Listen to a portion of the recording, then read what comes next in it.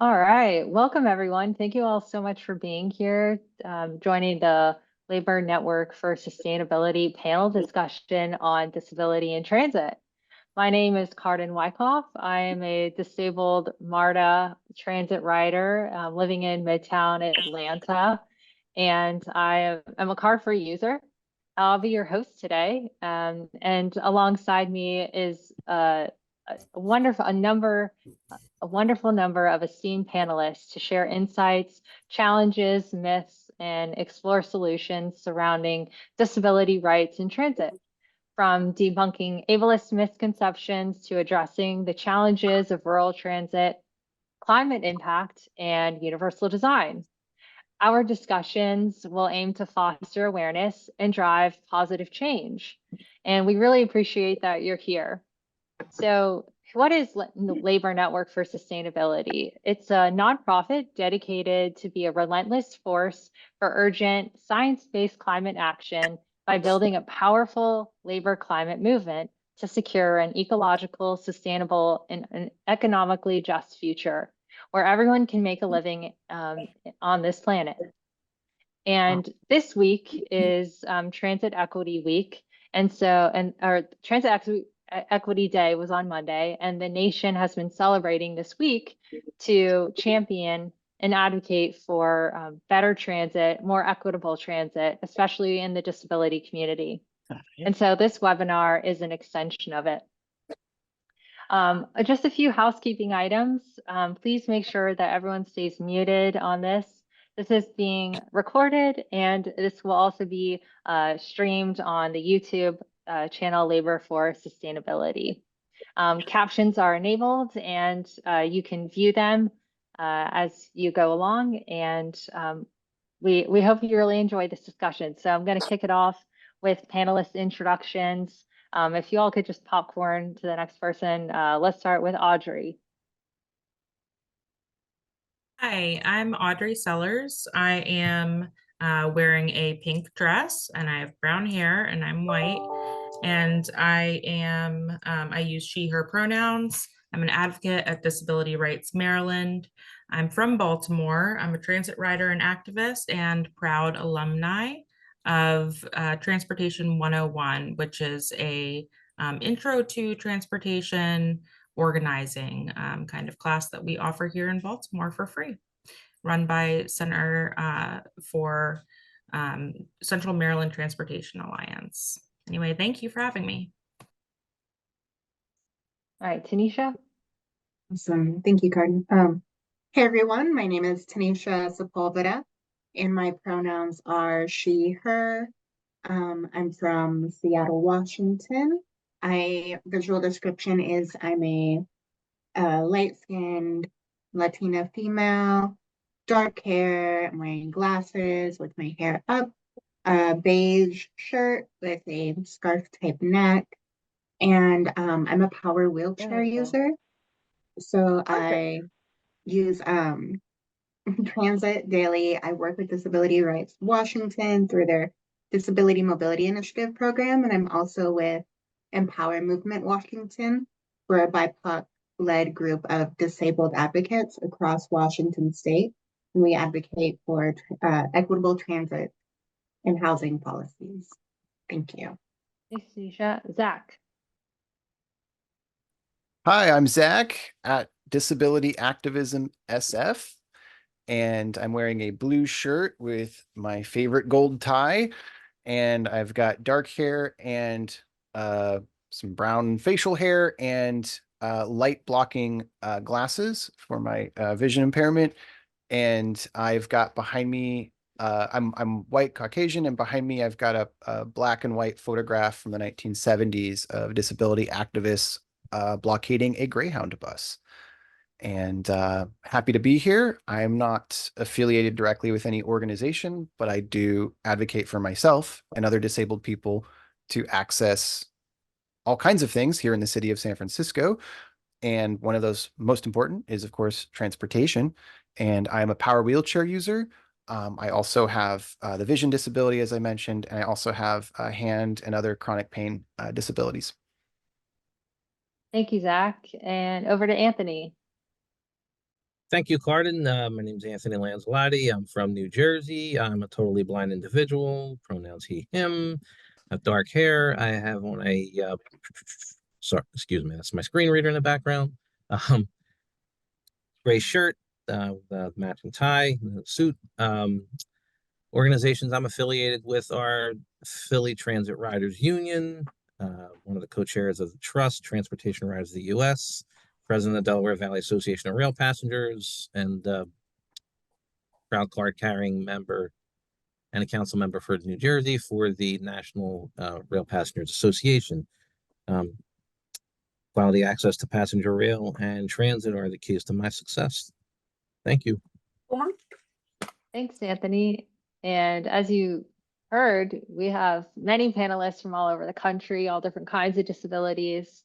So I think we have a really great diverse panelists here. So starting out with the first question, how can we dispel the myth that paratransit is a one-size-fits-all solution and address the diverse needs of individuals with disabilities? I'll take it over to Zach. Thanks, Carden. I'll start off by just showing a picture of a paratransit bus. It's a white bus with 3 windows on it. It's like a miniature squished bus. And start off by explaining to folks who might not know what paratransit is. It is a secondary ride sharing service that is offered in many cities to disabled people with people with special needs that has trained staff that help us board and take us to whatever our destination is. Some limitations of this service are, one is it's not integrated within the community, right? It is only for those with special needs. 2, it is a ride sharing service. So that means if they pick me or someone else up and there's someone half an hour the other direction, sometimes that's where they go. And so your destination, you might be literally traveling the opposite direction of your destination. Other limitations include that you have to schedule your appointment at least 24 hours in advance. And then if you cancel within that 24-hour period, here in San Francisco, you are penalized. Or if you do what's called a no-show, meaning that the paratransit operator shows up at your door or your hospital appointment, wherever, and if you're not ready to go outside, they can just leave and report you as a no-show. Here in San Francisco, they have a 3-strike rule. If you have 3 no-shows, you're kicked out of the program. And to give one example of why that's problematic, I don't actually have a wheelchair ramp where I live. There's no law that protects me to have wheelchair access even to my own apartment that I rent. And so like I've had a situation where I've literally been yelling, like, I'm up the steps, I need help. I have a bag with me. Can someone help me? And they don't hear me like over the traffic. So they just drove away and gave me a no-show. Stuff like that will happen. And so, yeah, we decided to start out with this topic because I think a lot of people are confused. Why do disabled people care about buses and light rails and trains transportation, mixed integrated transportation, when you already have your own specialized transportation? So that's sort of my take on it, but I know others have things to share as well. Audrey or Anthony, did you have anything to add? I would follow up. This is Anthony. I would ahead. follow up on what Zach said, and I mean, as Zach stated, it is a shared ride, paratransit. That said, there is no set amount of time that you will be on a bus, a vehicle, riding around here, there, and everywhere. And I can tell you, as a student, I've gotten pushback from college professors, and one can only imagine in an employment situation, bosses are only going to put up with that for so long, regardless of whether it's your fault, the disabled person's fault or not. That's why quality access to transit is key, so that we can all live, work, and play and be productive members and contribute to society. Hi, this is Audrey. So I want to rewind a little bit and define paratransit for those who are not familiar with it. Paratransit is a transportation service that supplements the larger public transit system by providing individualized rides, so rides for individuals, on a shared ride system without fixed routes or timetables like the fixed route system does. So fixed route is bus, metro, light rail, and paratransit is usually sedans or buses that can help transport people. They're required to have vehicles that are wheelchair accessible by both manual and power chairs. Paratransit only is mandated to be provided within 3/4 of a mile of a fixed route. So let's say a bus line winds through the city, then only within 3/4 of a mile of that fixed route, of that bus route, would transportation be provided. Now, the Americans with Disabilities Act, the ADA, is what mandated paratransit to exist. Before the ADA, folks with disabilities were really totally left in the dark when it came to getting around. The ADA came and said, you have to provide an alternative that's equal to the service that people with disabilities, people without disabilities can get on the fixed route service. There has to be an alternative. You can't just leave people confined to their homes and unable to get around. Now, as I said, that has restrictions, and all of the problems that folks have talked about so far exist in many, many, many cities. Disability Rights Maryland, along with CARS, which is Consumers for Accessible Ride Services, a group of activists that we help to facilitate here at Disability Rights Maryland, have advocated for better paratransit and sued the Maryland Transit Administration a number of times to get that better service. I'll pass it off to Carden.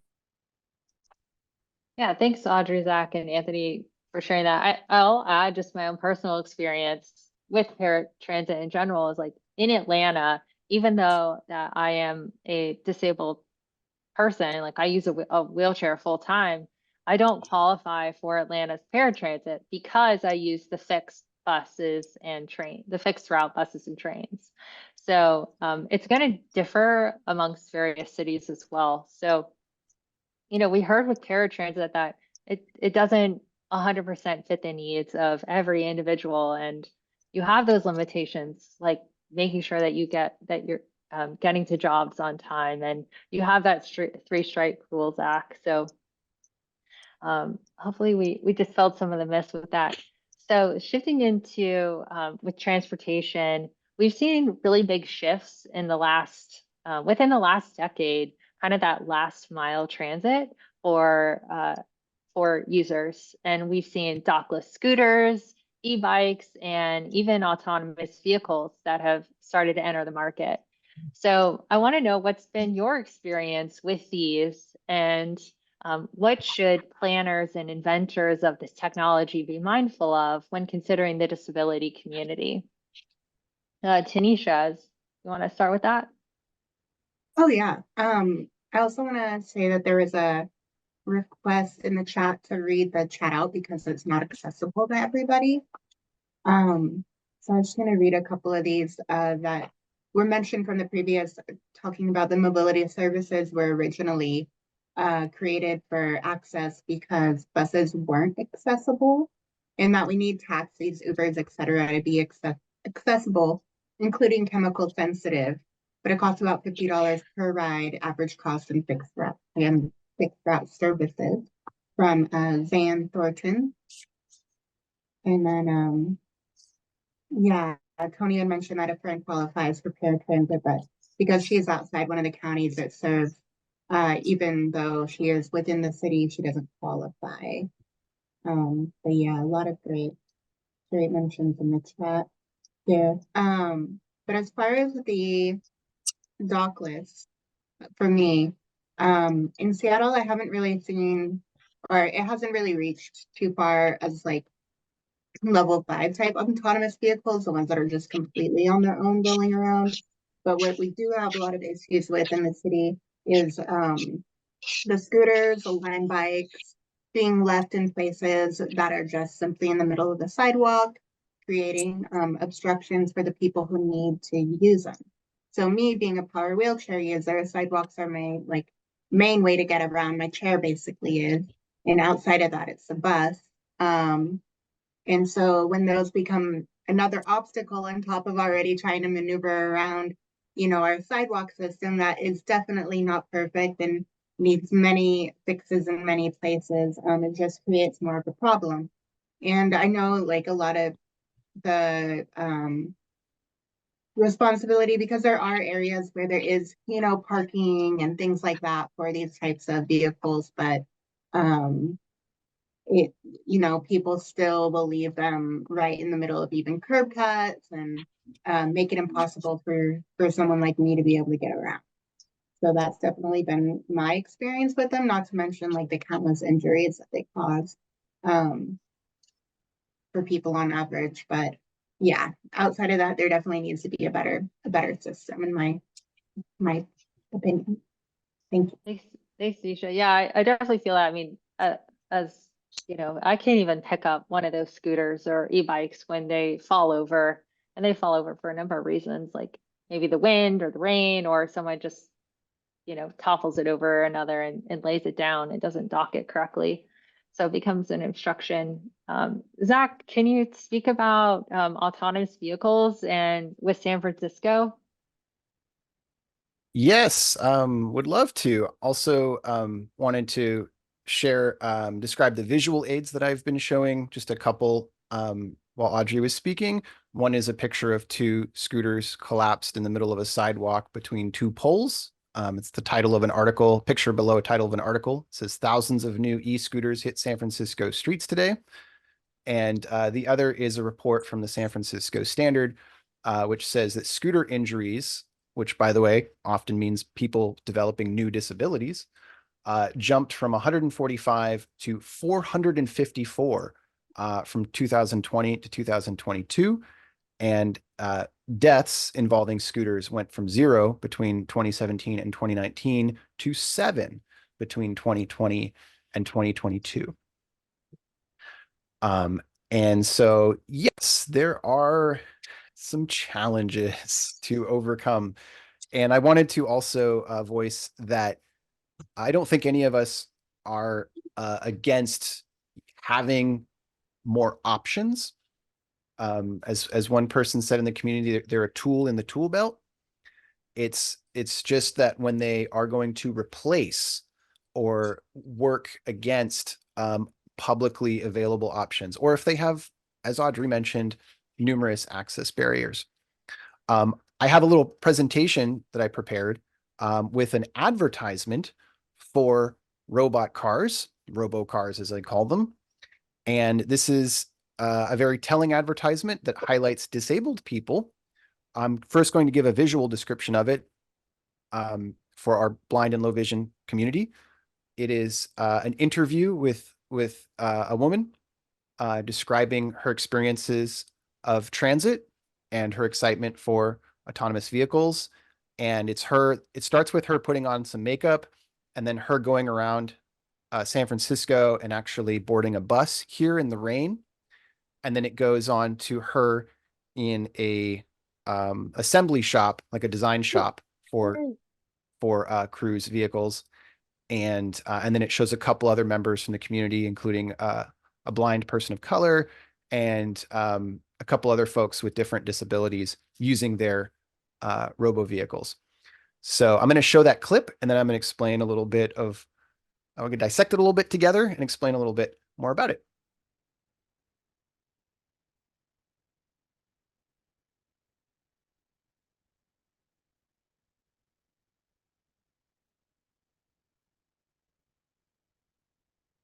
And so the title card says, "Something I've Dreamed About." An accessibility spotlight brought to you by Cruise. Anywhere, independently. To not have to ask somebody to give me a ride or wait for the bus, to not rely on any rideshare to not pick me up because I have a wheelchair. As soon as I heard that Cruise is a self-driving car company working on a wheelchair-accessible vehicle, I was like, sign me up. Nothing about us without us. Imagining a future where the wheelchair-accessible Cruise car comes and takes me where I want to go is the dream come true. And that's just a segment of a series of ads that have been run here in San Francisco and around the world through YouTube, promoting driverless vehicles by, in my opinion, exploiting disabled voices. So let's break this down. Why is this ad, which seems like a very good thing, problematic? In my opinion. For starters, you'll notice that when this woman is going to board a bus, it's painted in a negative light. It's also shown the bus system in the rain on a cloudy day and with no interaction with people. And including the bus driver themselves, their face is not even shown in this clip. It's all darkness. And so it's this very impersonal experience of a bus, which is in fact, of course, way more sociable and way more personable than a driverless robot car where there's no human whatsoever. In contrast, it shows this person going to the factory or the assembly design warehouse of General Motors, which is the parent company of Cruise, interacting with all these people for this new prototype, which of course she'll never get to interact with once these are actually on the road. And everything is bright and colorful. I also think it's really interesting that they've got this LGBTQ pride flag, even though General Motors is actually infamous for being a pride supporting company that has actually donated over $1 million in anti-trans and anti-LGBTQ legislation. So there's a little bit of hypocrisy in that. And lastly, you'll notice that in this, they really gloss over the fact that she has the smartphone, the pocket computer set up, right? That she's got the hand dexterity and the ability to do the digital payment system, to have the GPS and the app installed and everything ready to go. And of course, the privacy consent to privacy violations that we basically have to do to use these applications and these services. Another thing very much worth pointing out is that Uber has been fighting against disability rights activists to deny our right to accessible transportation. And in fact, in October, I'm showing a screenshot right now that says the appeals court backs Uber in wheelchair users' disability lawsuit. And Uber said that cities have, quote, scant wheelchair accessible vehicle supply, so we don't have to provide equal access to disabled people. So what does that mean? Well, it means that this commercial that you're seeing is for a vehicle that might not even make it to market. And even if it does, they can have it be, quote, scant supply, and the courts will back them up. So how many of these accessible vehicles would we even get? There's absolutely no mention of the cost of these vehicles. And of course, there is no mention of the harm that they have caused. So I'm showing a couple screenshots here. CBS News, 11 more people killed in crashes involving autonomous automated tech vehicles. Tech website, Waymo self-driving car killed a dog in, quote, unavoidable accident. By the way, it's a Waymo spokesperson that said the accident was unavoidable. Self-driving Uber car kills pedestrian in Arizona. Driver hits woman in SF. Then Cruise driverless car runs her over. Photo shows victim trapped. Report, Tesla autopilot involved in 736 crashes since 2019. And Tesla recalls over 2 million cars due to autopilot concerns. This was done with a very quick Google search and does not even come close to all of the problems that these robot cars and vehicles have caused for our community and the danger and new disabilities that they have created in our community. And it is very much in line, this idea that robot cars will fix everything, we don't have, like she says in that ad, she's talking about issues of discrimination and having to ask for help. And rather than address the cultural issues of that and have conversations in our community, what Cruise and General Motors is really putting forward here is the idea of techno-ableism, which is a growing movement, or not a growing movement, but a growing problem. And then I wanted to highlight this book by Ashley Shu called Against Techno-Ableism, Rethinking Who Needs Improvement. And it's a cool resource, a really cool book. She's also got some podcasts for those out there that want to like just audibly listen, because this all ties into this idea that technology will save us, when in fact, buses and mass transportation have been around for a long time. And if they are given love and attention and funding, will include everyone. And last but not least, will make things affordable. There's no mention in this ad of how much that specialized wheelchair autonomous thing will cost.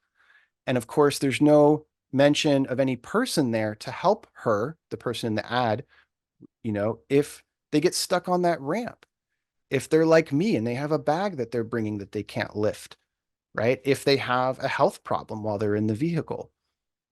These are questions that I have for these companies. How are they going to solve those? And what worries me also greatly is when there is a problem, like in the case of the dog that was run over, does a company spokesperson get to decide whether something was unavoidable or not?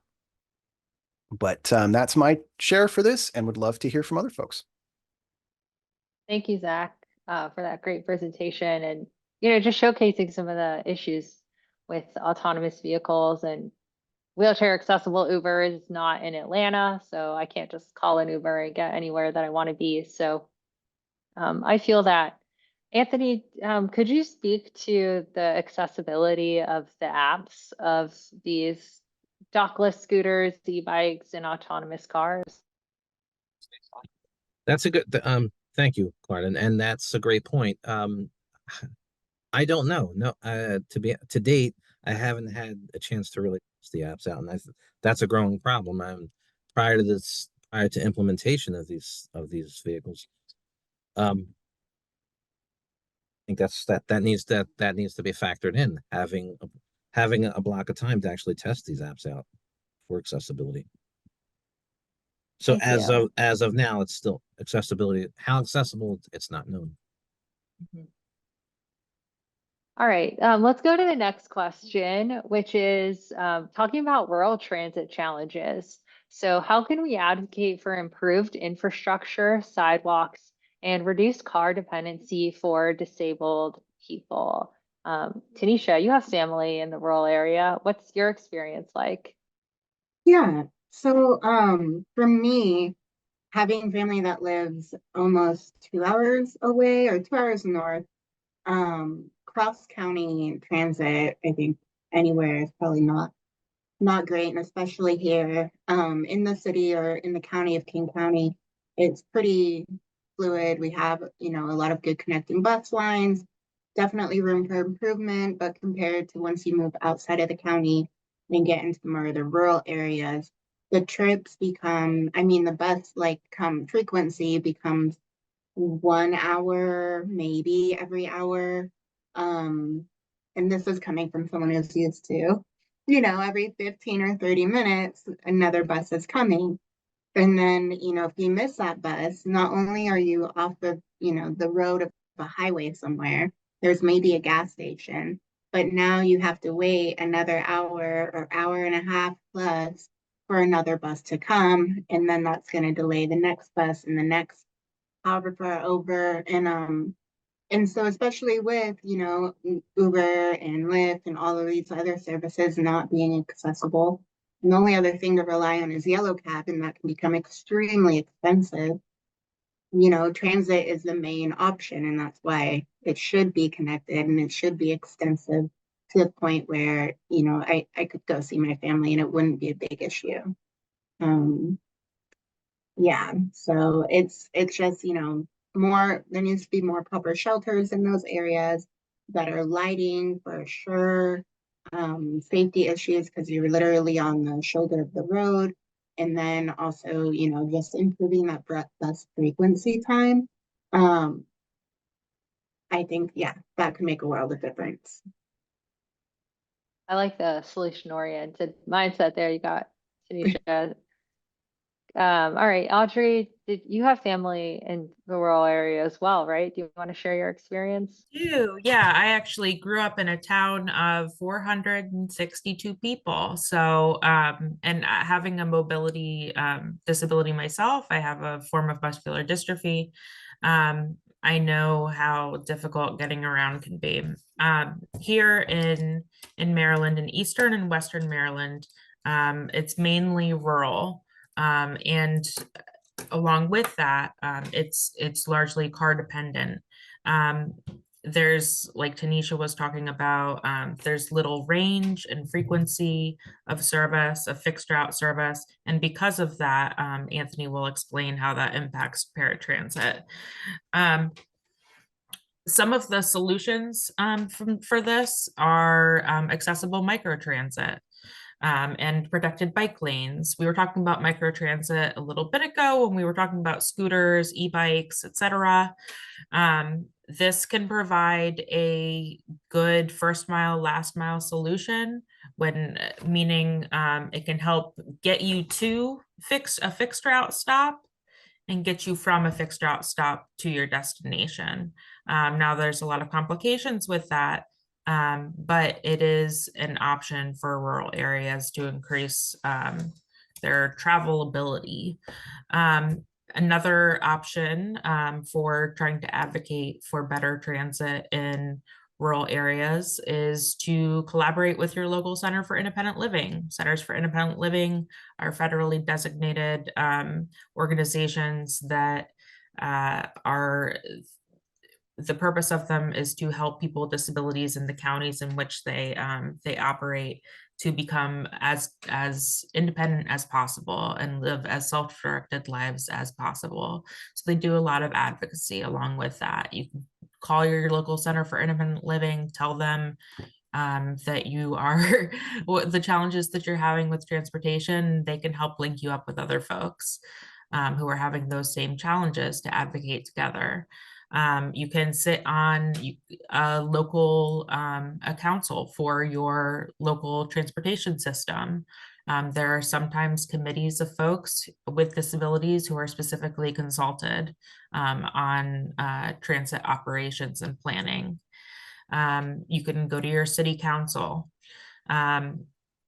There are many problems with rural transit. Another of which is the difficulties with non-emergency medical transportation, or NEMT, which is basically Medicaid transportation. People who have Medicaid or medical assistance can be eligible for transportation to and from their medical appointments. But NEMT doesn't connect county to county. They go as far as the county boundaries, and then you have no way to get to your doctor's appointment or get to the next county after that if you're traveling across several. Non-emergency medical transportation also has a tendency to bounce people back to their locally operated transit system and say, take paratransit, you're not eligible. So there's a lot of problems with non-emergency medical transportation, but in order to make them better, you have to speak up and organize. Unfortunately, that's what we're left with as people with disabilities. Thanks, So Audrey. exercise your voice. Yeah, the power of rising up. Yeah. Anthony, you live within a mile, right, of a service area. What can you walk us through your experiences getting to the service? Sure. So if I'm going to use in New Jersey, it's called Access Link. Access Link is the ADA complimentary paratransit. If I catch the fixed route, which is NJ Transit, the fixed route bus, it's over a mile. It's more like a mile and a half. So, and as an individual who's totally blind and a cane traveler, again, as stated previously, the lack of availability of sidewalks, So many times you're going into well, where there are sidewalks, you're going to encounter obstacles. Some people are in and half out of their driveways, vehicles, pickup trucks, etc. Or you're forced to go into the street and then to find a trail and then find an area where there is a sidewalk to get back up which could be oncoming traffic, which presents another danger. Many challenges. What do you think helps you the most, Anthony?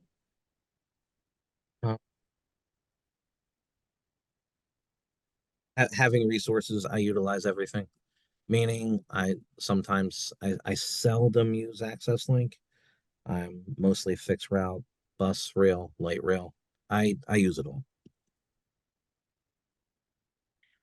All right.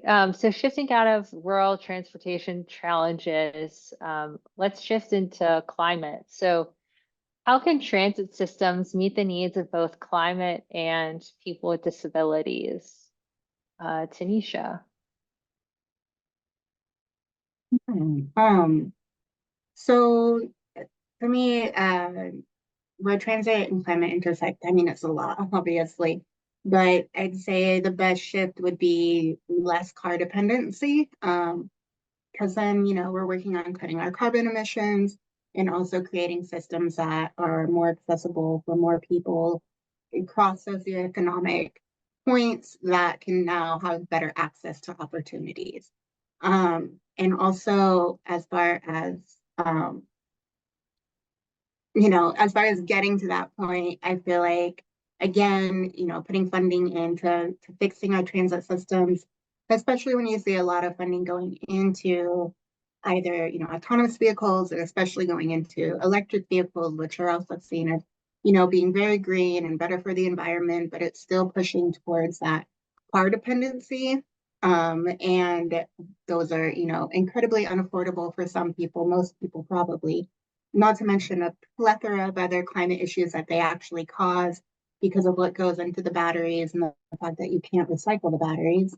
And the fact that they also burn hotter fires somewhere water is needed to be able to put them out if they catch fire on the highway or something. And so nonetheless, obviously shifting away from those issues and just becoming, using our transit more, putting more education out so people aren't afraid of transit. Because I know, if you live in a rural area or having spoke to people who have, it can become a little daunting. It can seem a little intimidating learning the bus system. And I know when I moved back to Washington from Arkansas, I had no idea how to use the bus system at all. And even as an able-bodied person then, it was still very overwhelming and a little bit daunting, but you catch on. But there could definitely be better education, educating people on how it is important. It can improve climate. It can reduce costs at the same time. And then also, getting more transit out there and working on connecting our systems better. Thanks. Anthony, what would you say is one of the downsides to everything turning into electric vehicles for you? Sorry, the availability to hear, because now all these electric vehicles they're becoming quieter and quieter. Then that's a challenge right there. So you're not sure if is it a bus approaching? Is it a car? What is it?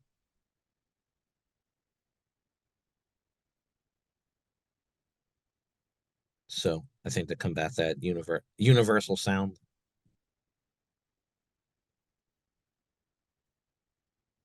Some sort. Thanks. Sorry, I think my Zoom kind of paused for a second. It glitched out.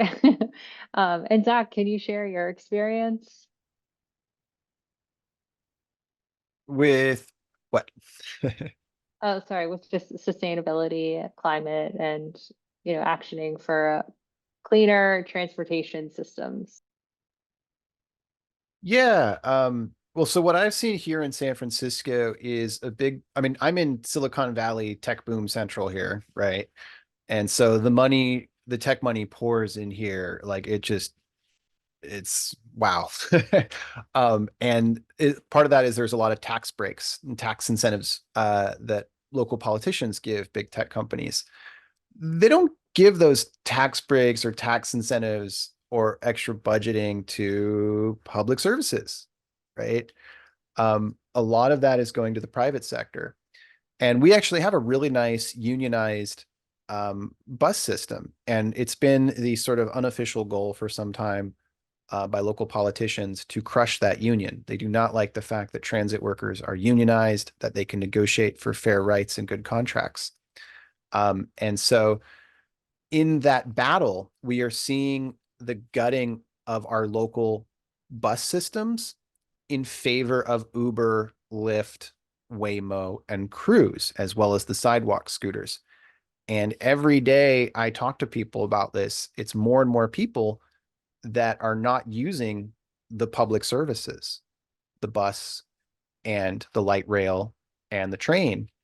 And more people are opting for Uber and Lyft until Uber and Lyft has a larger share of the economy, and then they bump up their prices. And it's all private. What are you going to do about it? Meanwhile, of course, they're infamous for worker rights violations and very low wages for workers. I had a roommate who worked for Uber, and he had to wake up at 4 a.m. and start his shift at the airport because that was the only way he could make enough money for rent. And you know, it's a gig economy, so you don't have healthcare, dental care, all sorts of stuff like that. So you contrast that with the public transportation system, right? And you think about how many cars are going around the city as I speak right now, polluting the city when it could be better buses. Our buses are actually already partly electric. We have power lines over many of the streets, and have been for decades. And so it doesn't take like a rocket scientist to see that that is much better for the environment, and it's better for the community. I have so many cool stories of cool people I've met on the bus, and I've made art on the bus. I've done photography and songwriting on the bus. There are so many communal benefits, which I think is also a part of public health as well. Thanks all for sharing your experiences with that. So I noticed a few names on the call who work in planning for safer streets and work under, Department of Transportations and help to promote Vision Zero principles and have cities adopt those. So in the context of pedestrian safety, Audrey, can you talk us through how we can create safer streets for the disabled community? Sure. With due respect to the folks who may know more about this, I want to explain first what Complete Streets is. So Complete Streets is a set of policies, can support a set of policies that that make streets, roads, roadways to be as accessible as possible. There's this idea of universal design and versus ADA accessibility. ADA accessibility is just the group of standards that that something needs to meet in order to be legally accessible. And universal design is design and practice that takes into account the needs of all users, whether that be a parent with a baby carriage or a person using a wheelchair who needs to navigate their area. So ways to a lot of jurisdictions across the country have implemented complete streets policies, and by implement I actually mean adopt, because complete streets policies and the implementation of that has to be measured, and it can be measured by the in part by the ADA coordinator of your county. Or of your local transportation system. And ADA coordinators' responsibilities include self-evaluation. So any public entity A public entity of any size that has an ADA coordinator needs to review its services, its policies, and its practices to determine if they are really meeting the standards made by the Americans with Disabilities Act. And if a complete streets policy is implemented, then by that complete streets policy. A strong complete streets measurement tool is public and it's recurring. It sets a timeline for meeting certain goals, like reducing crashes and severity of injuries, reducing the number of inaccessible curbs, measuring emergency vehicle response times, and the number of students who walk or bike to school can be a good indicator. Bike route connections, these are all things that you want to look for when you're looking at a complete streets policy. But the main part of that is that it's public and it's available for comment, which we can all do. Thanks, Audrey. And I think with Complete Streets also, it's ensuring that the disabled voice is included in those decisions. Showing up and doing community meetings and giving your experiences in that. With Complete Streets, we often see, dedicated bus lanes get added, as well as floating bus stops. And so ensuring that those floating bus stops are accessible. I've been to some places where those floating bus stops are inaccessible, but usually when you have that conversion to a complete street, it definitely takes into account a more universal design approach. And speaking of like universal design and ADA standards, wanted to know, what should planners be striving for to ensure that universal access on buses and trains? And I see we have a lot of hands up.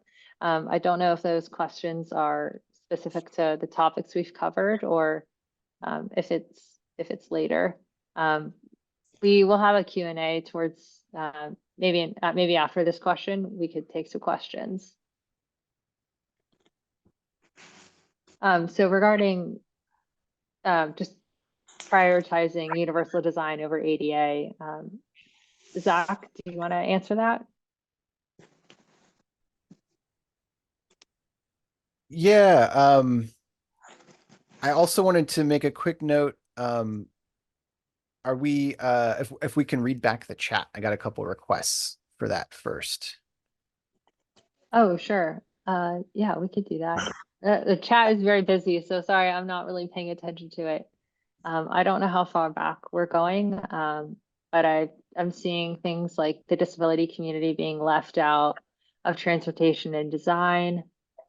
E-cars are a problem.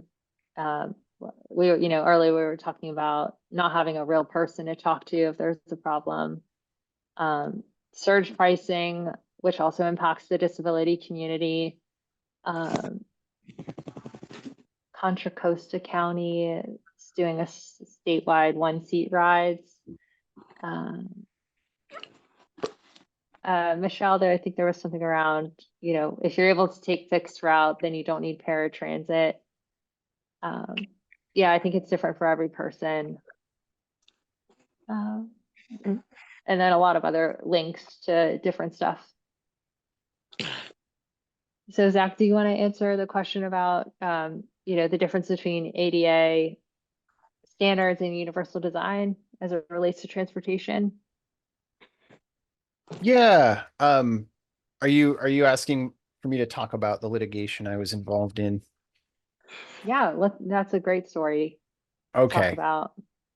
Yeah, let me share. I have a little clip, which is actually from last year's Transit Equity Day. And it's a little montage of my experience getting on the bus before the litigation. So take a look.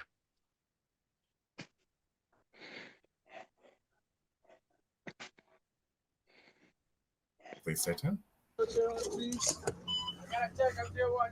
The wheelchair is supposed to go on first. I know, but the thing is, I got elderly people, I got disabled people, and it's really crowded. Hi, I'd like to get on the bus, please.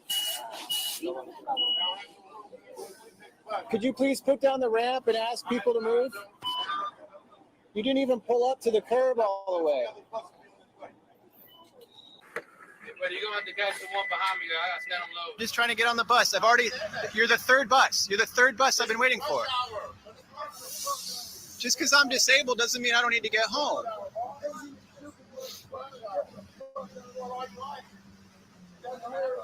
I'm just trying to go home.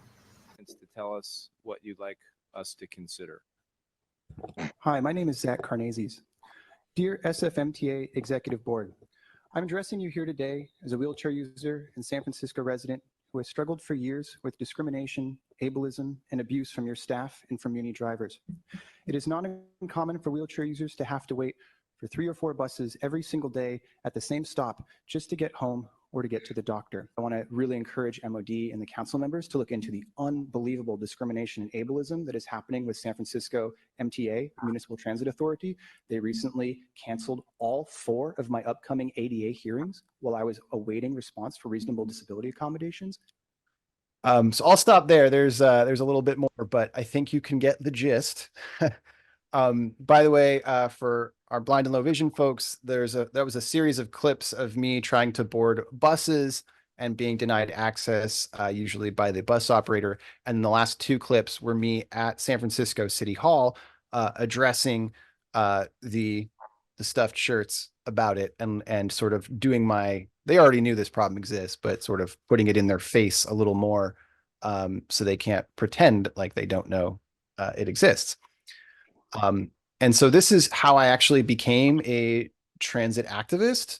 It wasn't like a dream of mine. It was something just out of necessity for me to go to the doctor, to be in my community, to see my friends, to do music performances because I'm a performing artist.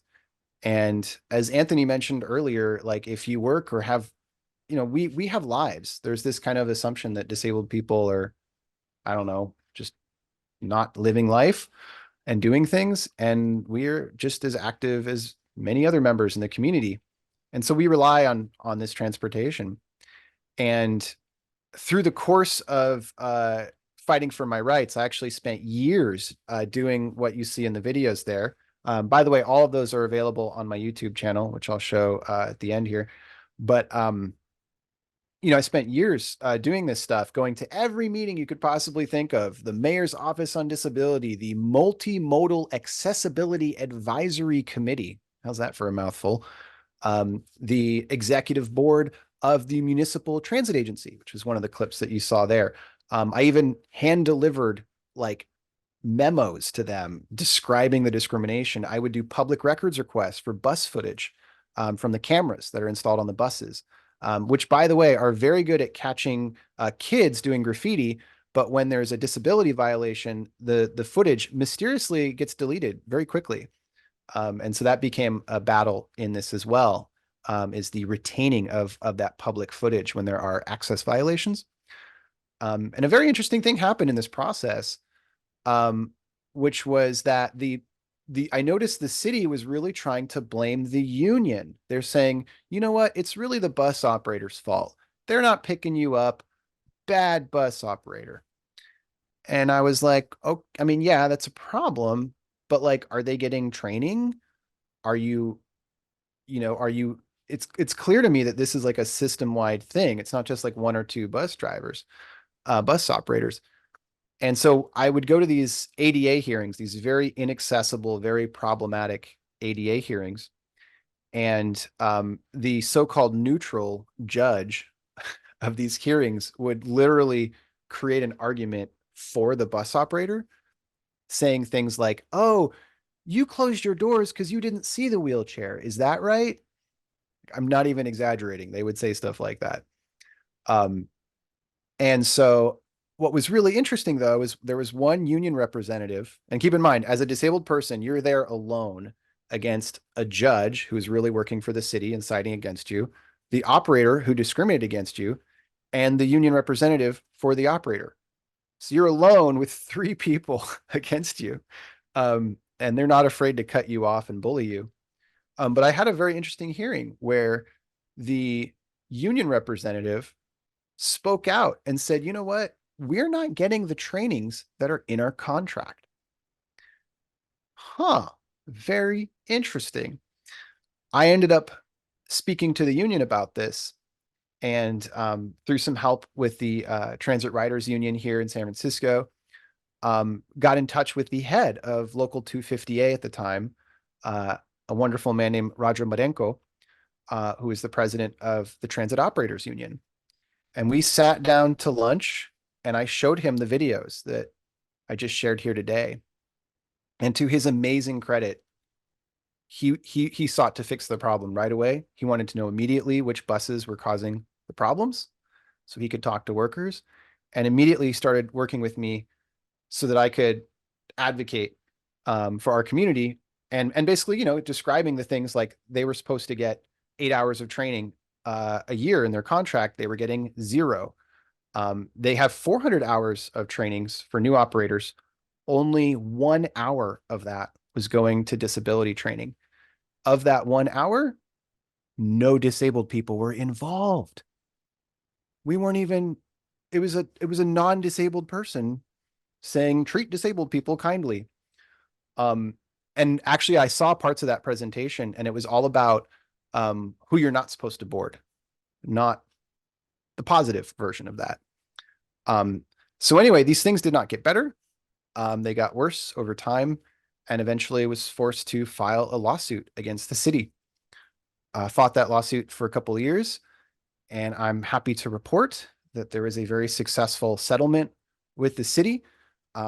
And some people with the agency, I do have to thank, actually came to the table, and I think were able to hear me for the first time, able to hear our community for the first time without all the red tape and, you know, bureaucratic nonsense.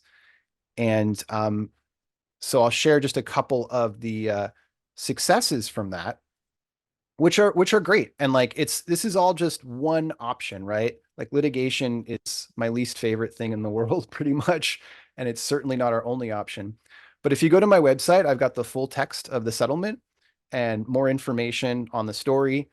And then also these links to the new web pages that were created during this lawsuit, including web pages now that describe the hearing process, what your rights are, how to make an accessibility complaint.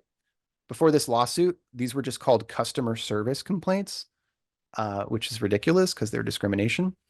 You know, links and information to the accessible services coordinator under the ADA. If you have a government agency with 50 or more employees, you have to, by law, have an accessibility coordinator. That is the person to contact, by the way, when you're fighting for your rights. Make sure you address the ADA coordinator. And, you know, a whole new accessibility page here as well. And so that's in addition to improvements in training, improvements to all sorts of things. And I made it a very specific point of mine to get away from the punishment penalty mechanism that was in place for operators, because I feel very strongly that it's through positive reinforcement that we can change the old attitudes, as activist Ed Roberts said, and fight for our dignity and our equal access to our community. And then lastly, this is my YouTube page where you can go and watch these videos, as well as many other videos about environmental activism I do, disability rights activism, and there's also a collection of hard to find disability documentaries and civil rights struggles. And I'll stop there.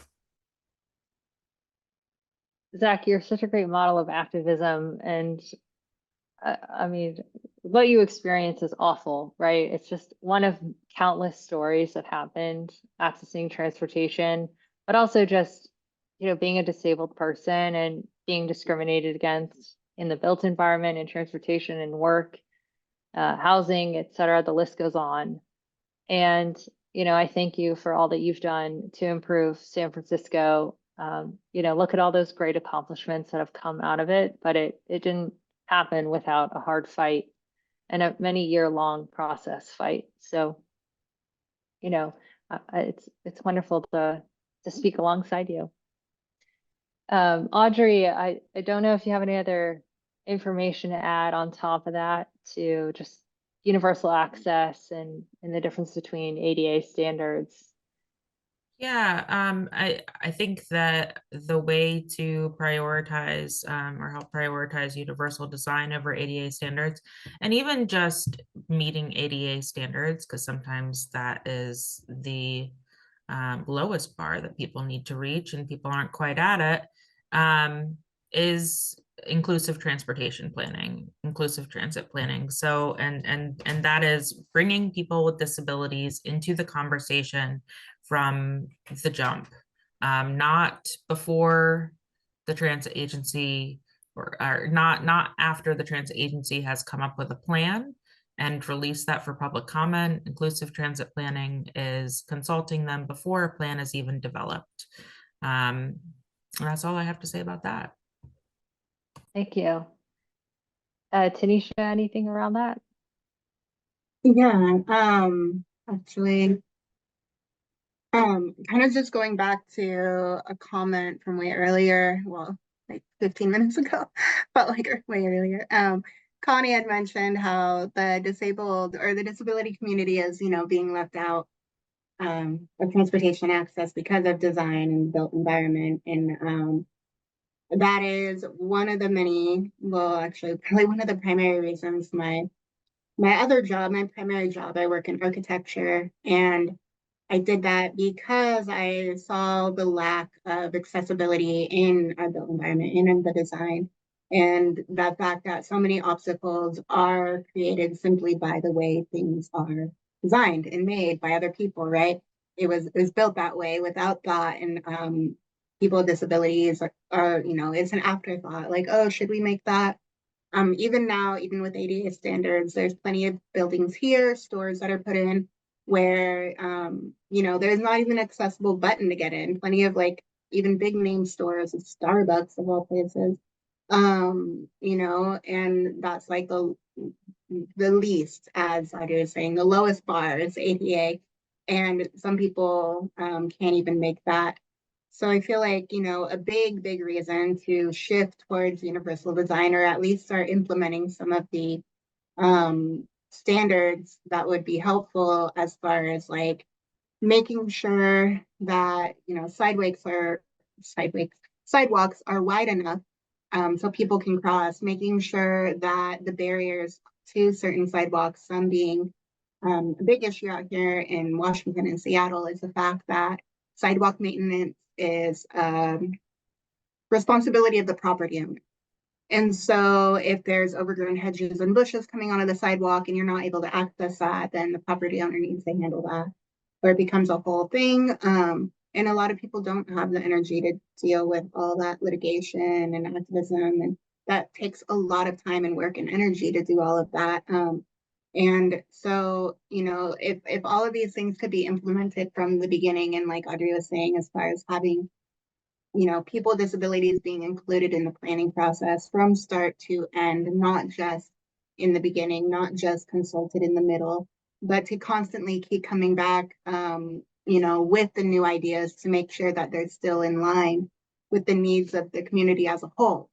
And so, other things that are great as far as transportation would go, at bus stops, having, of course, always making sure that there's Braille, always making sure that things can be read out. There's some that have buttons that have audio descriptions of when the bus is coming, as well as visual timetables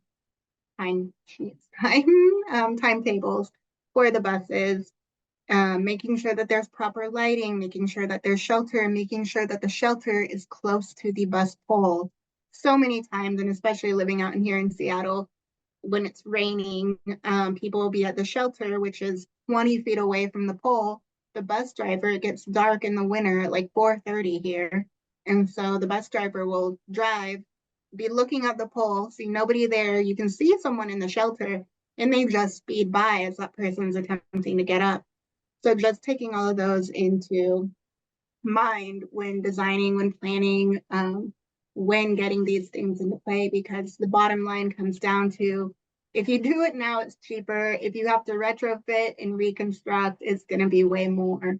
So it's really better for everybody to just start where we're meeting the needs of, the most crucial community that's, the most overlooked, and then that will benefit everybody else who uses those. Yeah, me too. Universal design, the way to go. And then kind of final question around the actual bus experience. So, you're traversing down the sidewalk or you're waiting at a bus stop. Those usually start with the sidewalk, or you're at a bus station. But what is that experience like? Do you feel that you're supported when you're on the bus and you're being tied down properly? Do you feel secure and safe for those that use wheelchairs?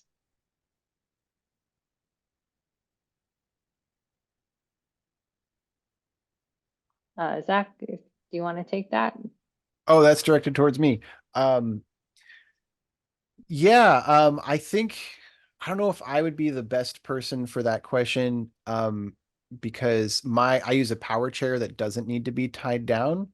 But I've definitely heard that there are a lot of issues with that. And as I mentioned before, the trainings that are not consistent. So some drivers will be like, hey, do you need to be tied down? Some don't ask at all. And there's definitely been very serious injuries from disabled people, including there was actually one of the attorneys that helped me with my case, wonderful attorney named David Geffen, worked on a lawsuit in Los Angeles where a person died because their wheelchair was not secured.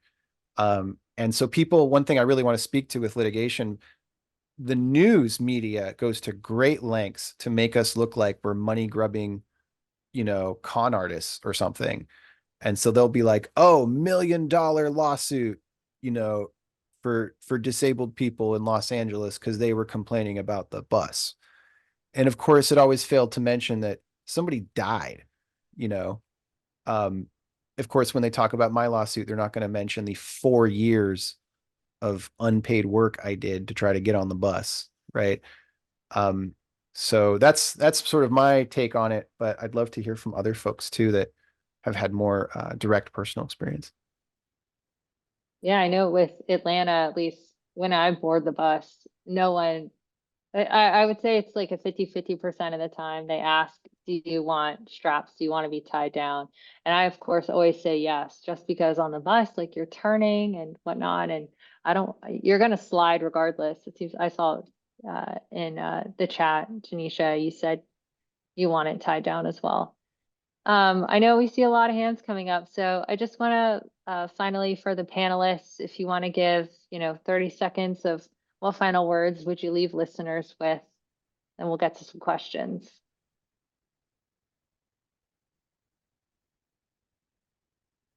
Hi, this is Audrey. So as my last words, I just want to kind of highlight the terrific work that CARS, Consumers for Accessible Ride Services, has done in conjunction with Disability Rights Maryland.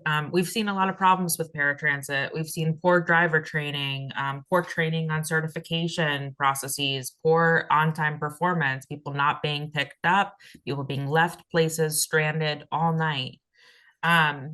Poor customer service, but this doesn't need to be the status quo. People with disabilities should be not just consulted, but they should be lead decision makers in the transit planning process. Some other options for improving service are to help advocate for the workers and the drivers to get better working conditions, fully equipped vehicles, get data from your transit system so they're accountable, and get regular meetings with your transit system so you can enforce that accountability. In order to change things, make a public comment, organize, consider litigation, make a complaint to your locally operated transit system, make a complaint to their customer service, make a complaint to your city's ADA coordinator, and make a complaint to the Federal Transit Administration.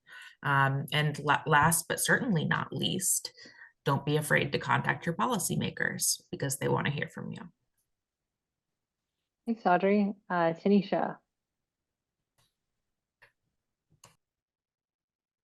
Yeah, thank you. Honestly, everything Audrey said, definitely don't be afraid to speak out, complain, get your voice heard, reach out to your policymakers.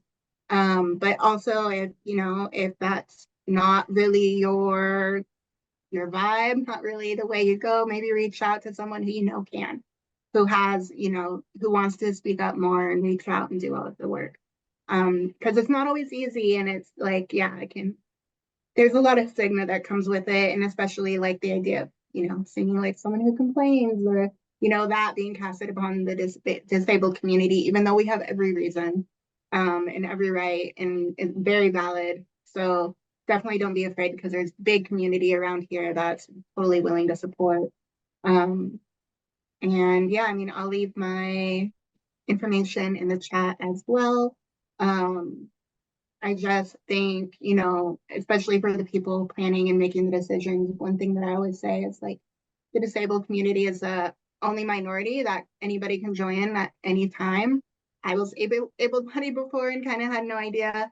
And then I broke my neck and resulted in a wheelchair. And so here we are, and you really realize, like, you know, and everything is precious. And so designing things to make it in a way where we can all access and enjoy them as a community, as, as family, as friends, as neighbors, then let's start doing that, because, that's really the most sustainable idea for long term. Thank you. Thanks, Tanisha. Zach. Oh man, so articulate. Yeah, with everything Audrey and Tanisha said, I'll add on a couple of things. One, public records requests. In this country, and especially here in California, we have great public records laws. And I thought I was sort of, not that many people were getting passed up by the bus, maybe a few of us. I did a public records request and found thousands of ADA complaints from people all across the city of all disability types being passed up. So public records requests is a way to exercise your rights. I especially want to highlight what Audrey said about disabled people being a part of the decision-making process all the way through. And I want to say that we need to move beyond this idea of the stakeholder, the individual stakeholder, or two or three people that represent a community, and move towards the town hall, the open public comment, where everyone can speak and give their input. And as far as things that we can do, everything that Tanisha and Audrey said is right on point. Don't be afraid to speak up and stick up for your rights. One thing I found is that that motivated me is I realized that all my suffering was invisible, and that the people hurting me were getting away with it because I wasn't putting it in writing and I wasn't speaking up. And so if we want things to change, we have to put things in writing. We have to speak up. And as I mentioned earlier, the magic words are ADA coordinator. Whenever you're going to make a complaint, ask for the ADA coordinator and make your complaint to that person, because then it's on record, and it is on record as a disability violation. And if you make enough of those, start calling the lawyers. If you're not getting the changes you want to see from policymakers, we have activists, lawyers in our community that for decades have stood up for our rights as well. And I'll actually post in the chat a great resource for finding disability attorneys. But obviously, that's just one tool in the tool belt. What we really need is the mass social movement and social change within our communities, right? And really getting people to see the humanity in us. And as Tanisha said, you can join this club anytime. What I say is disability is the coolest club you never wanted to be a part of. Exactly. Yeah, exercising your right is always a good thing. And then finally, Anthony, and then want to save, a little bit of time for questions for the last 10 minutes. So Anthony?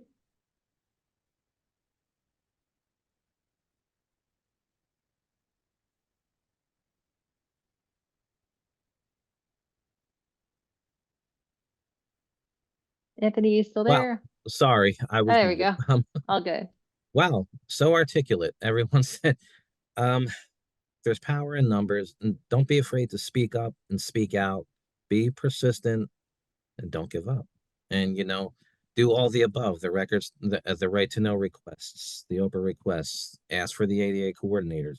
I had to file suit on an unrelated issue, but involving access, but unrelated to what we're discussing now. So I can relate to everything that Zach went through personally.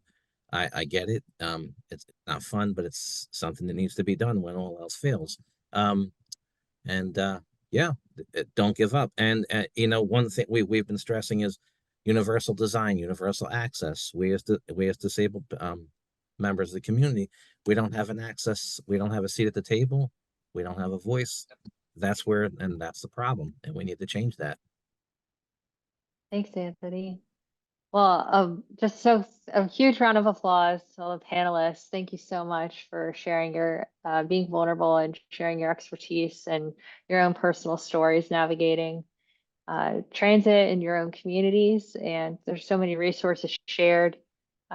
If you want to get in touch with any of them, they'll leave their information in the chat. So we'll start with questions, starting with Sherry. You had your hand raised.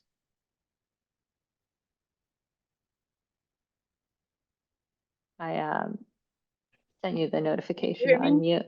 Hey, Sherry. Can you hear me? Can you hear me? Yes, we can. Hi. Oh, thank you. Hi. I have really appreciated hearing from all the panelists and the insight and the presentations. But what I wanted to ask is, and I think someone, one of the panelists did speak on it, and that's what's from the policy side. Perhaps if it hasn't been done already, and I would like to know if anyone has done it already, found out which of your policy makers either have disabilities or have family members that are in wheelchairs, because it's not information that's hard to find. And I think those may be some advocates that can help move this ball down the football field at a swifter pace. Has anyone tried that?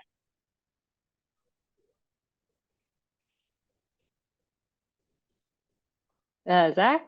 Yeah, do you want to go ahead? I can speak a little bit to that, but you might not like what I have to say about it. I approached some policymakers here at City Hall. Here in San Francisco, like a lot of cities, we have a thing called corruption. And I actually approached someone in the Board of Supervisors. I had a contact with one of the aides, and I said, check out these videos. Like, this is what's happening with the buses, and I love that you're my district supervisor, and like, how can I support you? Can you speak up for these issues? And the response I got was very sobering response. And it was the exact kind of response you would get from a disingenuous politician, in my opinion. And he said, find 20 other people, to form a group with, right? Make some noise, basically, get in the news, right? And then we can sort of take it on. Which was a really sobering and heartbreaking experience for me, because it made me realize how much, at least here, our politicians do not lead. They are followers. They're followers of community movements, and they are responding to pressures from the community rather than leading the community. And that's because our politicians have become a lot like our corporations, which is to say they are very risk adverse. They don't want to lose votes. They don't want to alienate their funders. And so in the case of disability rights, we don't have like corporate backers, right? We don't have people sort of on our side, because changes to access are expensive, which means construction lobbyists are often against us, which means anything in housing development is often against us. because it's not seen as a thing that's good for the world and the community. Often it's seen as dollars and cents. So that was my experience. I would love to hear some more positive experiences from people. But my experience has been to work within the community to build momentum and then approach your policymaker, unless you have a really nice policymaker. I think that's been my experience too, Zach, is work locally with the community, with nonprofits and advocacy groups, and then bubble it up because you have more support that way. Okay, let's get to another question. Other people have been waiting. Connie, I'll ask to unmute. There you go. Hi, thank you very much. My name is Connie Arnold. I live in Elk Grove, California. I'm a power wheelchair user. I've been an advocate for disability rights for over 35 years. I wanted to hear Zach on this presentation today because I knew it would be valuable. I've been involved when ADAPT was American Disabled for a Public Transit today, and that's going back to the 80s when we had to chain ourselves to buses and conferences of big associations like American Public Transportation Association. And there's a couple things that probably need to happen is people need to be willing to get back out to the streets because that does make a difference. That's what passed us Section 504 in the 70s that got us got signed so that anybody receiving federal funding has to provide accessibility, whether it's access to buildings or programmatic access or access to public transit. The problem is that some of these organizations like Uber and Lyft, they have a lot of transit dollars and they're millions of dollars to donate to political campaigns to, stop legislation and to obstruct accessibility. And what Zach alluded to was that, like, for instance, the building industry is not in favor of accessibility. So their associations are often working with the division of the state architect on making sure that anything that would improve access or that would be good for accessibility continues to be watered down. We have the strongest accessibility compared to other states in the ADA, which is Title 24 California Accessibility Regulations. So, I really feel that one of the things that needs to happen is people need to be aware. We need to start voicing our need for a governor's committee on persons with disabilities so that the organizations will have to come to the committee, the state agencies will have to send representatives, and we can talk about addressing the issues like public transit issues like Uber and Lyft in a fashion that would actually get the attention of making real change, that and taking to the streets if necessary. And it's very hard to do that when people are living in different places.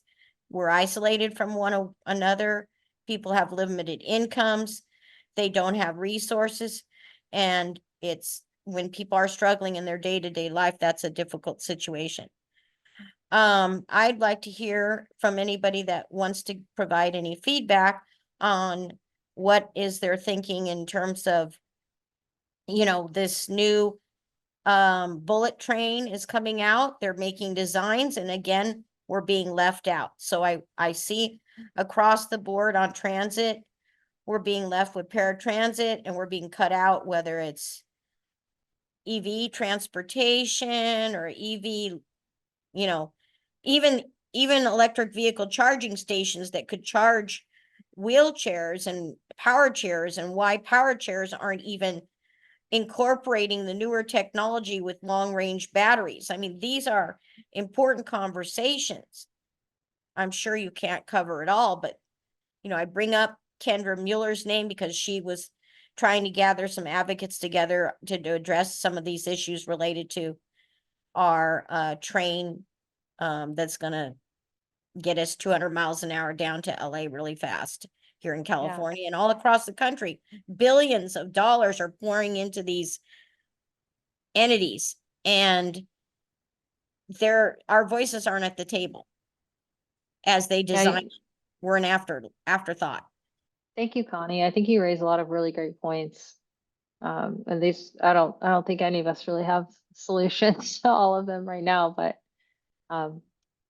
yeah, I appreciate you sharing your comments and your experience. We're gonna keep going on to the next. We have one more hand raised, Tony.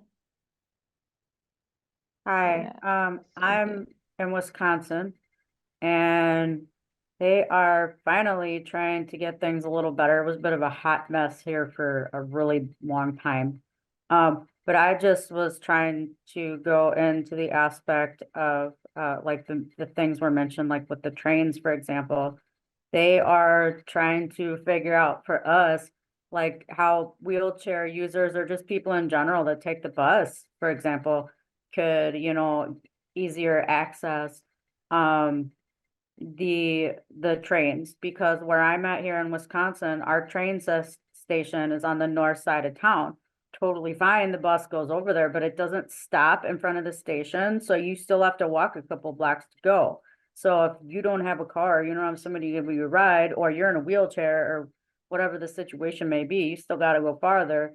And they said, well, it's kind of in a weird spot because it's a dead end. And so it's like, well, so I totally get that.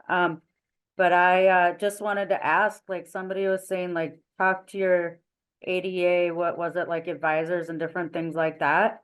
What if some of the people that are supposed to be advocates for that are maybe not the best person for the job? Like who else can we go above? Because I'm on a group in my town for paratransit for our area, and we're trying to make changes and slowly doing that. But the guy that runs it, he doesn't have a disability, and he tries to run things, but we really had to almost break ourselves and butt heads with this guy before things really were going and the wheels were in motion, so to speak, because he would hear what we had to say, but it was like, well, we're not going to do that, or we're whatever, like ask our opinion, but basically I don't care, until we got the transit manager involved. But what do you do then if they supposedly want your opinion, but then are like, yeah, that's not gonna happen. So just, I gave up opening my mouth after a while with him, because he just acted like he wanted to hear, but then would be like, if that's not gonna happen, quit bringing it up. Like he has ultimate say and he doesn't. So suggestions when we run into situations like that, whatever the case may be, for accessibility, for reference point, I do use a wheelchair, but it's not full time.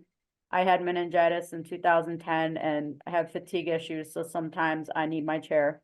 Otherwise, I'm fortunate I can still get around with a cane or a walker and a bike on good days. But, most of the time it's unpredictable, so I'm fortunate. But I wish people that butt heads with us could experience disability, because they would rather not if they could, even for an hour.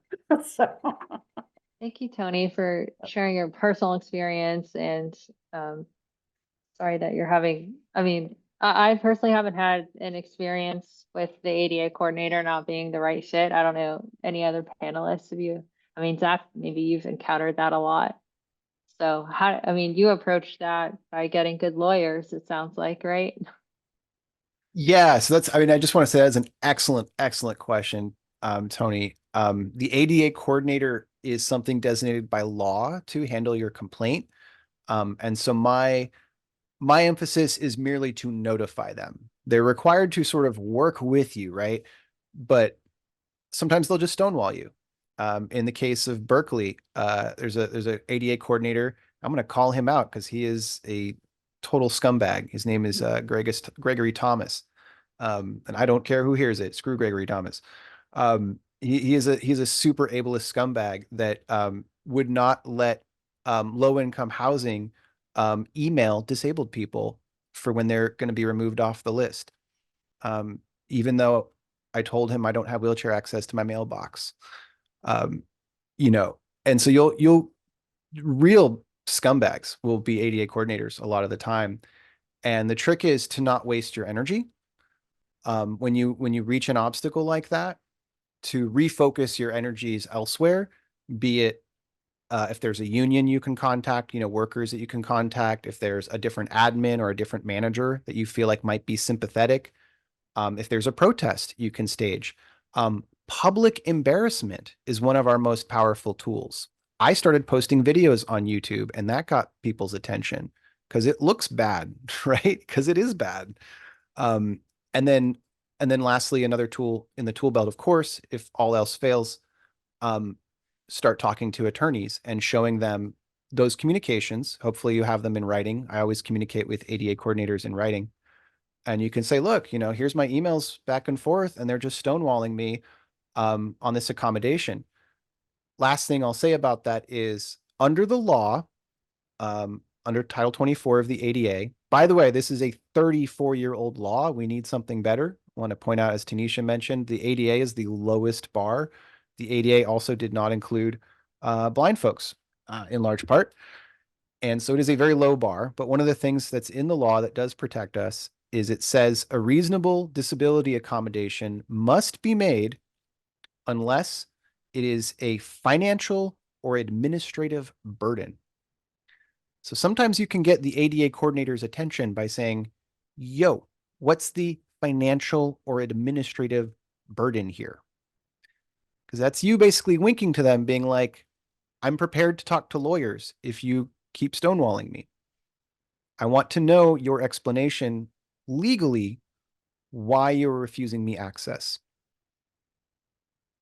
Hopefully that helps. Thanks, Zach. And I saw Connie posted some good links. First, the adacoordinators.org. Looks like you could contact them and reach out if needed. Additionally, you could always take it to Secretary Pete and the U.S. Secretary of Department of Transportation is another opportunity to bubble up requests. All right. With that, I think we will close out this webinar and panel. Thank you everyone so much for attending. Thank you panelists. Follow us.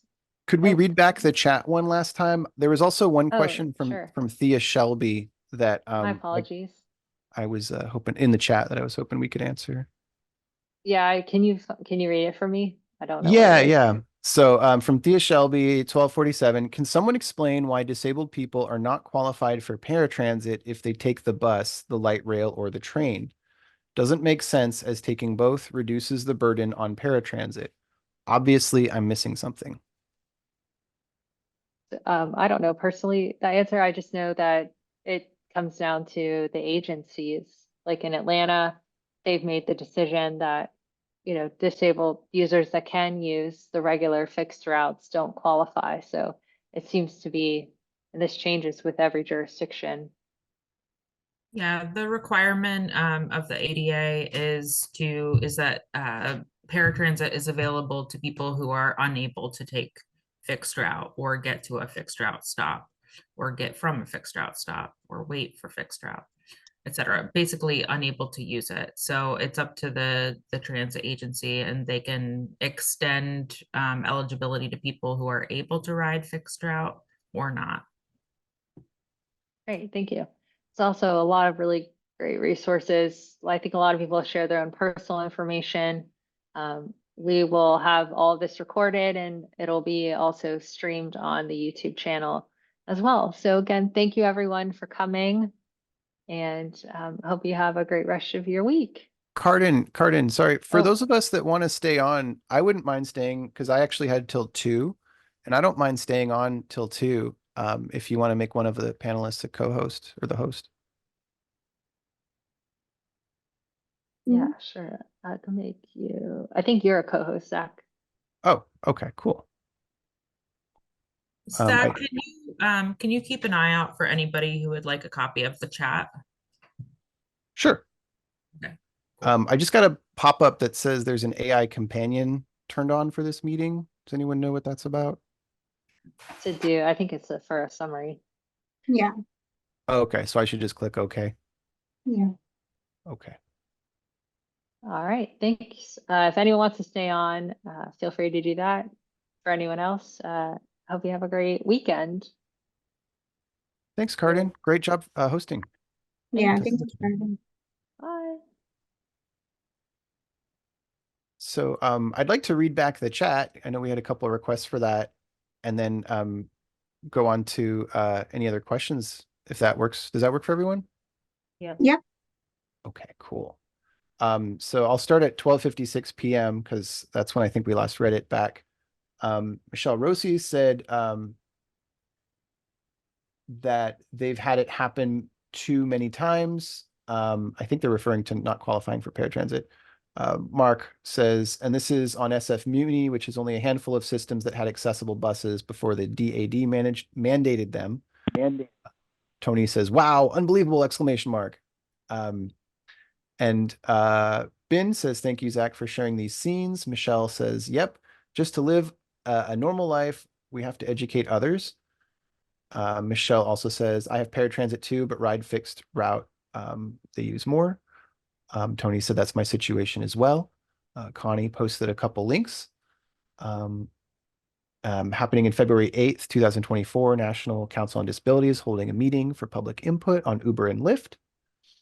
And then Michelle said, I was on that in Alameda County like 10 years ago. There's a lot. Yeah, this is actually a lot to, if I'm going to read through all this, it might take a long time. Does anyone have any thoughts or want me to keep reading? I can do it. I just don't want everyone to leave while I'm reading this long chat. This is Sherry. I have a suggestion. Some of those folks may be gone, so maybe you can just take questions from those of us who are still left here. I'm Okay. here. I'm here. Or how about we can email the chat to folks? If any, post in the chat or speak up audibly if you would like the chat emailed to you, and that way we can Yes, include you. please. Zach, I put I my would like the email chat in the email. chat. Yeah, I put my email in the chat also. My question is, if I may, I wanted to ask a question. Yeah, I think we had Tony's hand first, Great. and then you'll be next, Sherry, and then Michelle. If that sounds all right.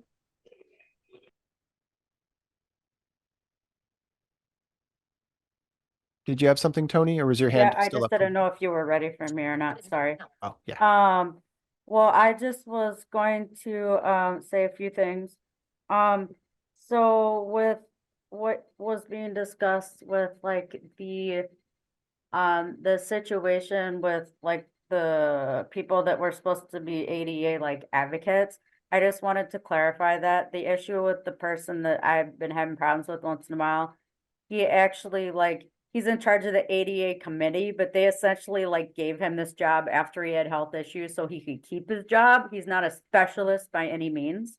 That's why I wasn't sure how to really address that, because I've tried to talk to his boss a little bit when we've had problems. We all have, and he tries to deal with it, but at the same time, it's like, you know, sometimes they do stuff about it, sometimes they don't, but he's kind of got this arrogant attitude at times where it's like, well, if you don't like it, you don't have to be here, which is actually not true because we got voted into the group. You know, it's not like we just got to be there. So I just wanted to clarify that. And also, I don't know if you saw in the chat, Zach, I can put you in touch with my friend, but I didn't know like what email I should have her contact you about the tactile map. Because I can get in touch with her later, and I just didn't know, because I didn't get a response, how she should get in touch with you. She worked on it with her kids, and it's awesome. It's pretty cool what they did. Yeah, that sounds really cool. For those, if it's okay if I share with the group, Yeah. your friend made a 3D printed tactile map Yeah. for navigating transit. I put my email in the chat a couple times. Okay. I can post it again if you I didn't see it now. Maybe I just missed it because there was a lot going on, and I, you know, maybe it just went over me, but I'll make sure she gets that. Thank you. Sure. Sherry, I think you were next. Yes, thank you for taking my question. This has been very informative. I've had to use a walker and cane due to severe sciatic nerve, and also because I needed to have hip replacement surgery. I had to have knee replacement surgery, all of that. So I can kind of see all of this from a different lens.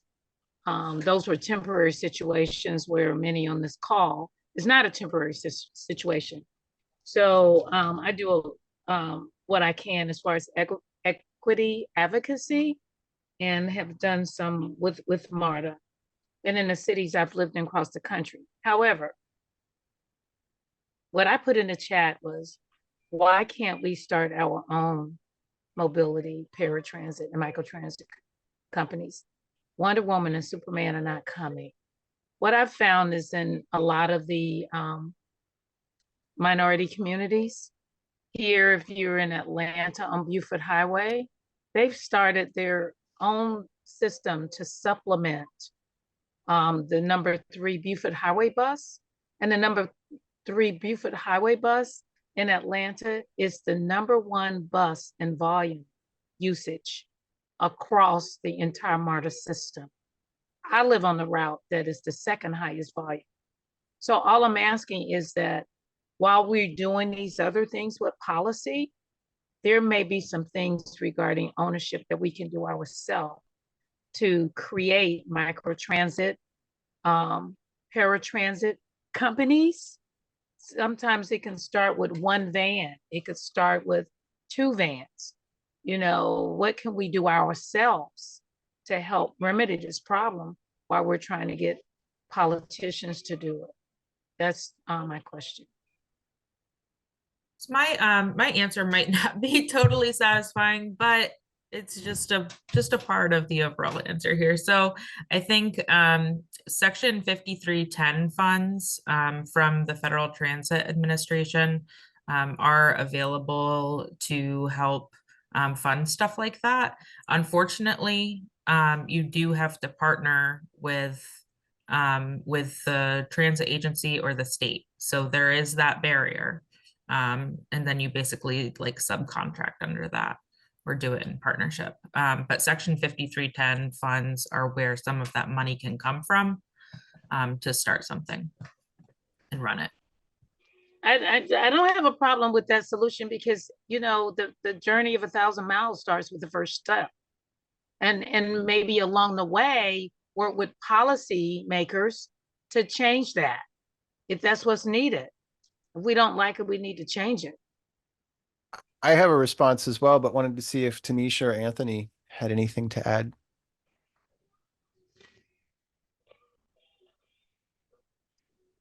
I don't have too much to add in that area.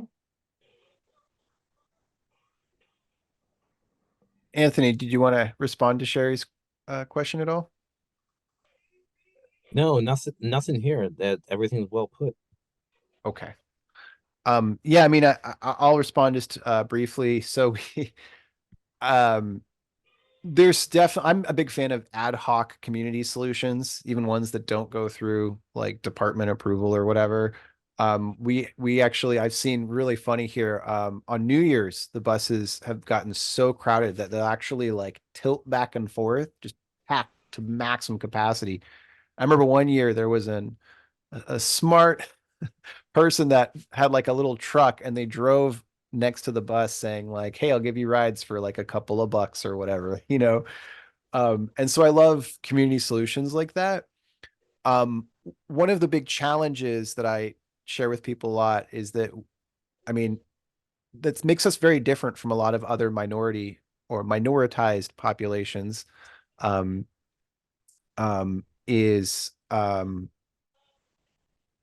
is that we are disabled, right? We're sick, we're injured. We can't just like, oh yeah, let's just go do it ourselves. Like that is actually one of the huge barriers for our activism. And it's actually why we experience a lot of discrimination in activist spaces. Because it's like, oh, go to the protest, you know, go march for 2 hours and hold up a picket sign. Like I can't do that, you know?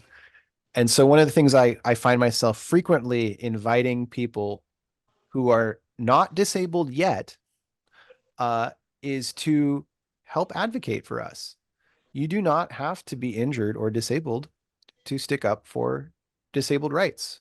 If you're not injured or disabled and you want to go rent a van to help us travel in our communities, like hell yeah, you know? And I think sometimes we suffer from this this siloing of marginalized identity, which is, I think, very much part of the divide and conquer strategy, where, oh no, I can't celebrate Martin Luther King Day because I'm white, or oh no, I can't help disabled rights because I'm not disabled, or oh, I can't, speak up for feminism because I'm male, right? Like these archaic, siloed, segregated stereotypes, I think don't help us. And I think the way that we are going to move forward in our civil rights and our human rights is all of us looking out for each other in all the different types of discrimination we experience. So Zach, I want to just add this really quickly. I think that there are more able-bodied people out there who would help if they knew how to help. In the community where I live in, I did some work. I saw Deborah Scott on the call earlier. I did some transit work for Georgia Stand Up for MARTA. And she called me and told me that the people over on Campbellton Road called and they've been complaining. They've been looking for sidewalks. They've been trying to get sidewalks for 40 years. I go, that doesn't sound right. So I looked into it. They have been trying to get sidewalks for 40 years for a 1 mile, actually 9/10 of a mile stretch along a major thoroughfare here. And so 18 to 20 months later, we got our sidewalks, you guys. So I'm not an expert, but it didn't take 40 years, but I found out what was needed. And so now the folks in wheelchairs don't have to stay at home when it rains because the rain, the drainage is so bad that they can't, they can't they can't get through the water when it rains. So now they have the lifts, they have the sidewalks, the baby strollers, everybody has. So you're right. But I think that if more people knew, they would advocate and help you. So I think what we need to do is both things. Still try to get policymakers to do what they do. Another thing that I did was I'm working with a group here, the Georgia Coalition for the People's Agenda, to help people get rights to the vote, to vote. And I said, okay, how many handicap accessible vans do you have? And they said, none. I said, what? So what I did for them was I started calling all the churches and asking them if we could use their handicap accessible vans. It was the first time, you guys, that had ever been done. So there were plenty of rides to the polls, but not for disabled people. I am not a rocket scientist, you guys. So just think, if in your cities, you said, okay, church A, church B, two of the churches told me, I said, okay, what are your requirements to do this? They said they would provide a driver and the bus, and we didn't have to pay for gas. Oh my God. The other one said, you have to supply the driver. They need to have their driver's license. We're going to make sure they know how to operate the lift, and they can come and get it. We will pay for the gas. Wow. So sometimes we have to know who to ask and what questions to ask. So I think that there is more solution here that we can do with using the example from what the folks did on Buford Highway. They want more rapid service, but they supplement it. So we can supplement. And also over here in the English Avenue, Vine City area, somebody got 4 electric cars and started giving people rides to the grocery store. Okay, why can't we figure out how to get 1 or 2 vans and do a circular within certain communities and give disabled folks ride to the doctor, rides to the grocery store? Come on. We can do this, guys, while we wait on our elected officials.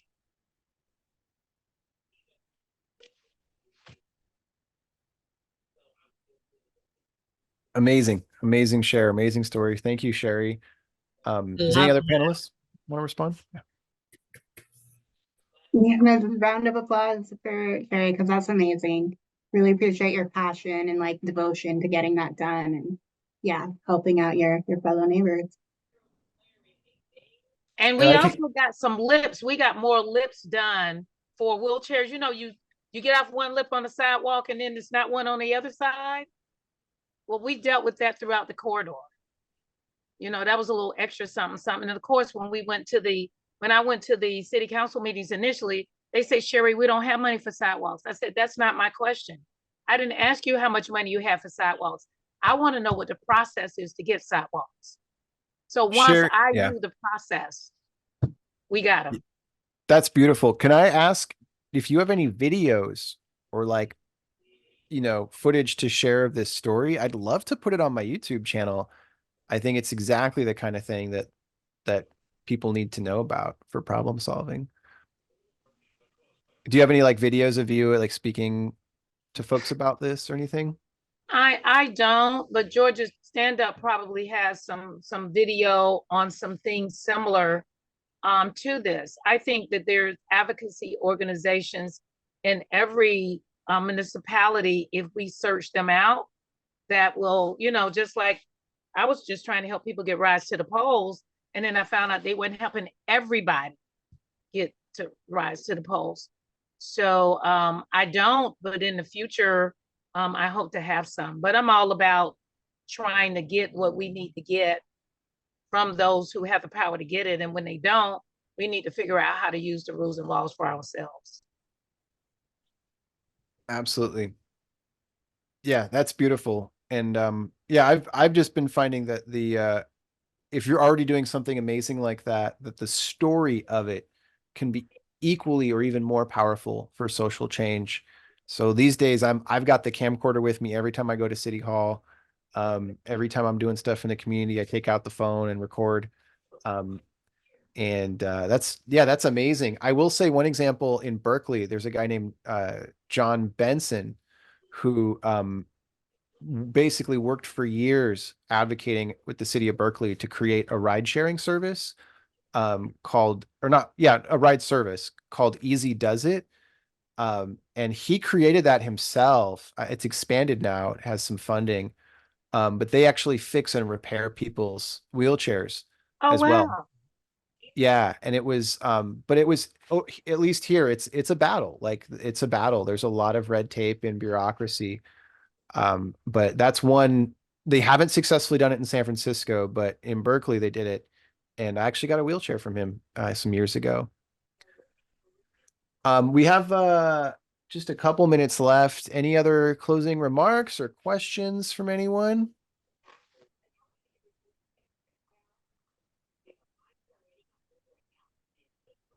Thank you for coming. Thank you guys. It's informative. Thank you for having this. Yeah, thanks everyone. Thank you, everybody. This has been a really cool, engaged audience too. It's so cool to see the chat just blowing up like that. Oh yeah. Just love it. Love it. Enjoy that. Sorry. No, you go, Tanisha. I was gonna tell everyone enjoy their day. I don't know who's in what time zone, but you know. Oh yeah, Bobby, you have something? Yeah, so my name is Bobby Joe Chavarria, she, her. I'm in Fontana, California. I am the new senior field organizer with the Sierra Club for Clean Transportation for All. And I just really want to commend this conversation and all of you advocates and folks who have had to advocate and champion for yourself and for others. And it really opened my eyes to many of the challenges. I am new to the club as well, to the Sierra Club, but also to the Disability Club. And yeah, there's so much that you don't think about until you experience it. And so you all being generous with your time and sharing your stories is much appreciated. Thank you so much. Thank you, Bobby. It's wonderful. Yeah, wonderful to hear. Wonderful to hear. Yeah, and thanks so much to Labor for Sustainability for hosting this, making this all possible. Absolutely. Bakari on the back end support. Woo woo, Bakari. Yeah, show them some love too. If you liked this conversation, maybe we could do it again next year as well. All right, I gotta hop off. Thank you, everyone. Thanks, Have a great everyone. week. Thanks, everybody.